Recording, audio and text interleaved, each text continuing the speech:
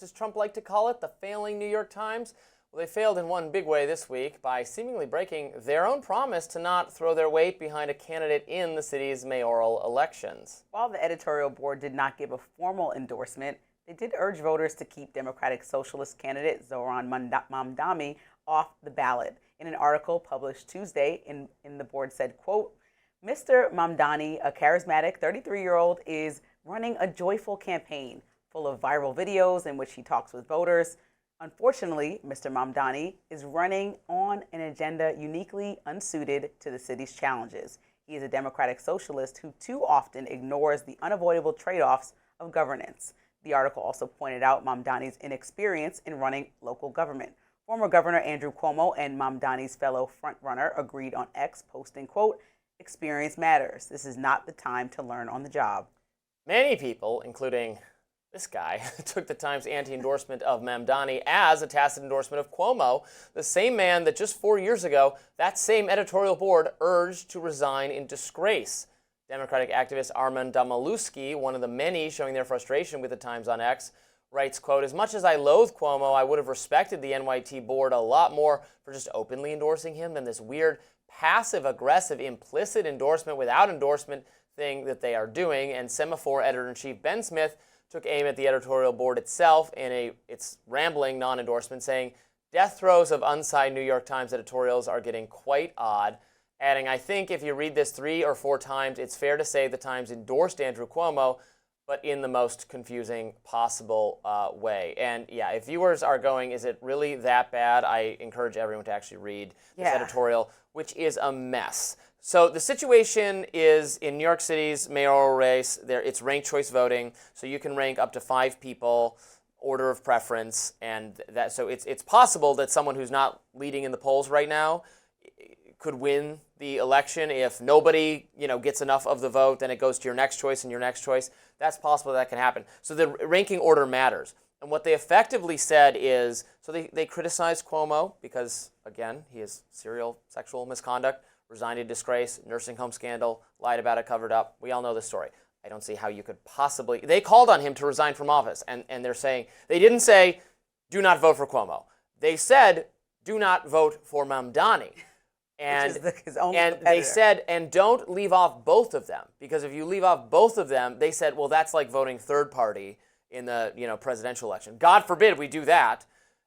There are other candidates, right? They could have just said, we don't like Mamdani, we don't like Cuomo, here's the couple that we do like, you can rank those. They specifically said, don't rank Mamdani, and if you don't rank Cuomo, that's like voting for neither of them. So they basically said you should rank, again, reading between the lines, they said you should not rank Mamdani at all, and you should rank Cuomo somewhere.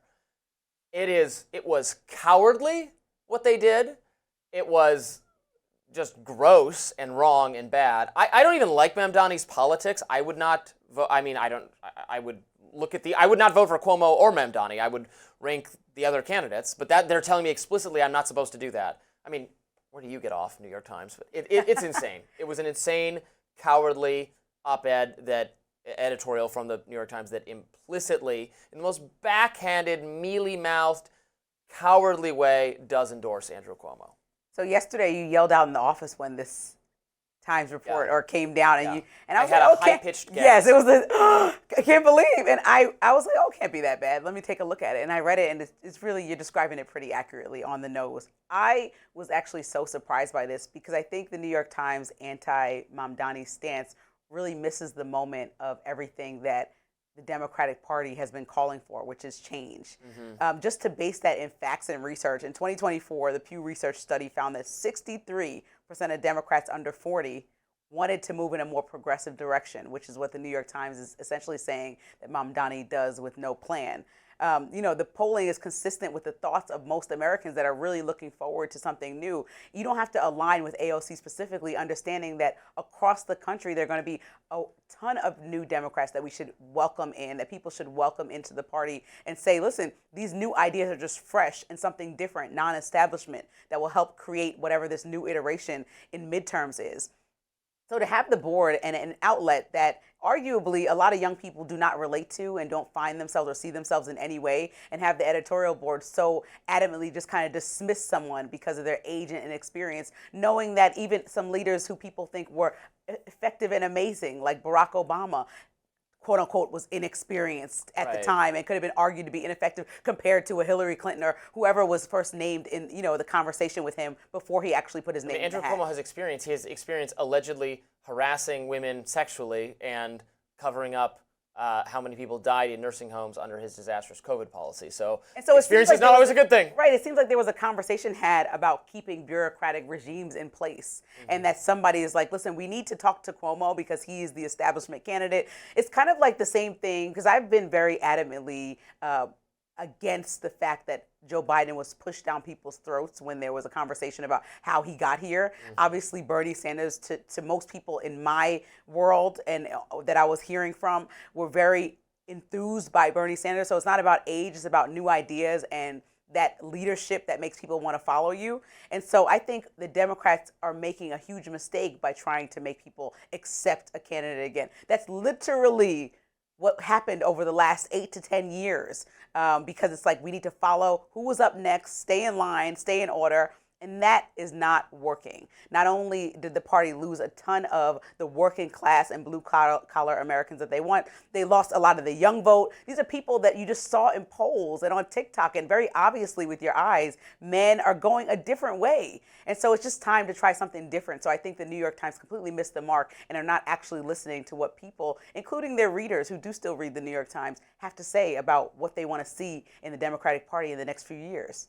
Yeah, I'm honestly a little surprised that the New York Times, maybe I shouldn't be surprised, the New York Times woke up and chose violence with the left in general. It was like, let's make every left person as mad as possible. I mean, deservedly mad. I kind of think it's funny when the left gets mad, but if I was the left, I would also be mad about this. I'm kind of mad about it, and I'm not even on the left. But it was really ridiculous. They also claim that no one inspires, but then they also complimented Mamdani. They said that he is, what did they say? Yeah. They called him, like engaging, and that's inspiring. That's literally like the slogan is the campaign strategy before people get to the policy. The person, why people voted for Trump was because what he represents, a businessman versus actually proving to have the business record in politics and in governance. So this is what I'm saying. Like, I don't think that they are actually, like you said, you're shooting the rock and then hiding your hand, throwing the rock. That was just a crazy way to line this up, especially when the Times has condemned Cuomo in the way that it has in the past. And especially when most New Yorkers have a very strong reaction to Cuomo even jumping back into this race. And again, there are other candidates. It's not a binary choice. There's a lot of other people. You can just say, we didn't like either of them. Remember, for president in 2020, their endorsement editorial for the Democratic primary in 2020, I believe they endorsed Amy Klobuchar and Elizabeth Warren. They did a dual endorsement of those two people. I mean, maybe they're just trying to be weird. Settle down, guys. No one cares anyway. It doesn't matter at all. Maybe it matters what the New York Times has to say about the New York City. Well, just know that progress requires some risk. And so you're going to have to take a risk on something different, even if you don't love every single thing about it. Nothing ventured, nothing gained. Up next on Rising, the Trump family's newest business venture is a mobile phone company, and we will share our